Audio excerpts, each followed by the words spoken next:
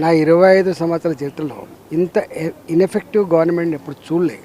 సమన్వయం లేదు. ముఖ్యమంత్రి గారు ఒకటి చెప్తున్నారు, రెవెన్యూ డిపార్ట్మెంట్ ఒకటి చెప్తుంది, హైడ్రా ఒకటి చెప్తుంది. అంటే ప్రజలంతా కన్ఫ్యూజ్ అయిపోతున్నారు. ఇప్పుడు హైడ్రా రంగనాథ్ గారే స్వయంగా, ముఖ్యమంత్రి గారు స్వయంగా ఎక్కడ కూడా కట్టిన ఇండ్లు ప్లస్ ప్రజలు ఉంటున్న ఇండ్లు కూల్చకండి, ఇప్పటి నుంచి కట్టే వాటి మీద నియంత్రణ పెట్టమని చెప్పాను. 2015లో 16లో ఎక్కడైతే ప్రగతి నగర్లో కట్టబడ్డ అపార్ట్మెంట్స్ ఉన్నాయో, 6 అంతస్తులు 7 అంతస్తుల అపార్ట్మెంట్స్ ఉన్నాయో వాటికి నోటీసులు ఇచ్చింది.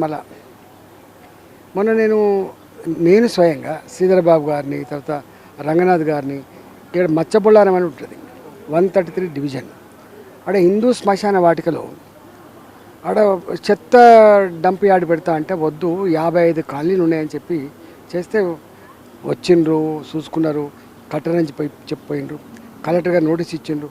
కలెక్టర్ గారు నోటీస్ ఇచ్చిన హైడ్రా రంగనాథ్ గారు వచ్చి కట్టద్దని చెప్పిపోయినప్పటికీ కోర్టులో స్టే తెచ్చినప్పటికి కూడా కడుతూనే ఉన్నారు. అంటే ఎక్కడ నియంత్రణ లేదు. నేను ఏమంటున్నా అంటే అర్బన్ డెవలప్మెంట్ మినిస్ట్రీ కూడా ఆయన కిందనే ఉంది కాబట్టి రెవెన్యూ మంత్రి గారు శ్రీనివాసరెడ్డి గారు ఉన్నారు కాబట్టి సమన్వయంతో ఈ హైడ్రా మీద ఇప్పటికే అనేక రకాల నష్టాలు జరిగిపోయినాయి. ఇలా భయపడుతున్నారు. ఎవరైనా ప్లాట్ కొనుక్కోవాలనుకున్నా, ఇల్లు కొనుక్కోవాలనుకున్నా హైడ్రా సర్టిఫికేట్ లేకపోతే కొనుక్కోలేమనే పరిస్థితికి వచ్చింది.